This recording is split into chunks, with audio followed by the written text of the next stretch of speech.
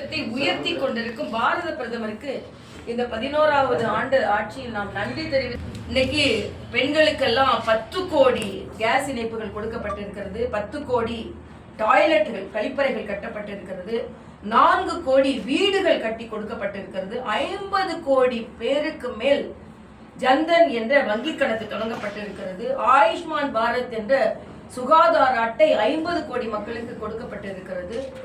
இன்னைக்கு பாத்தீங்கன்னா வேலையில்லா திண்டாட்டம் 2007ல் 7% இருந்தது, இன்று 3% குறைக்கப்பட்டது மட்டுமல்லாமல் பெண்கள் சார்ந்த வேலை வாய்ப்பு 7.5 கோடி பேருக்கு உயர்த்தப்பட்டிருக்கிறது. இது உலகத்தில் உள்ள லேபர் கான்ஃபரன்ஸ்ல உலகமே இதை பாராட்டி இருக்கிறது.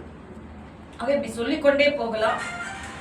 அதனால நாங்கள் எங்களது நமது பாரத பிரதமருக்கு நன்றி நாம் சொல்லும் அதே நேரத்தில் அவருக்கு பாராட்டுகளையும் தெரிவித்துக் கொள்கிறோம்.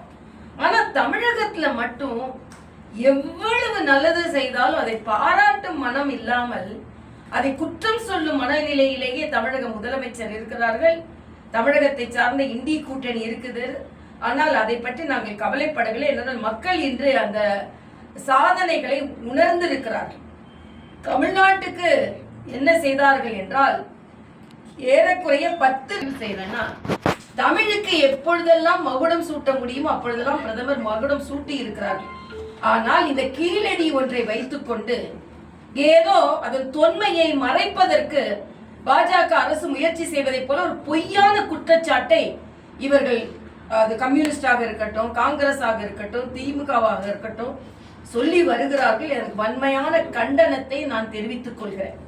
இன்னும் சொல்ல போனால் நீங்கள் கூட்டணி ஆட்சியில், காங்கிரஸ் கூட்டணி ஆட்சியில் இருக்கும் பொழுது இதே கீழடியில் தொன்மை வாய்ந்த பொருட்கள் இருக்கிறது என்று சரித்திரம் சொன்ன பின்பும் பாஜக வந்த பின்புதான் அந்த அகழ்வாராய்ச்சியை ஆரம்பித்தார்கள்.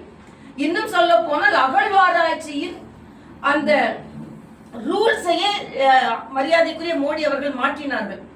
உலக அரங்கில் நமது அகழ்வாராய்ச்சிகள் தெரியணும் என்றதுக்காகவும் ரீஜனல் அகழ்வாராய்ச்சிகளுக்கு முக்கியத்துவம் கொடுக்கணும் என்ற முதல் கொள்கை வடிவமைப்பு பாஜக அரசு வந்த பின் தான் வந்தது.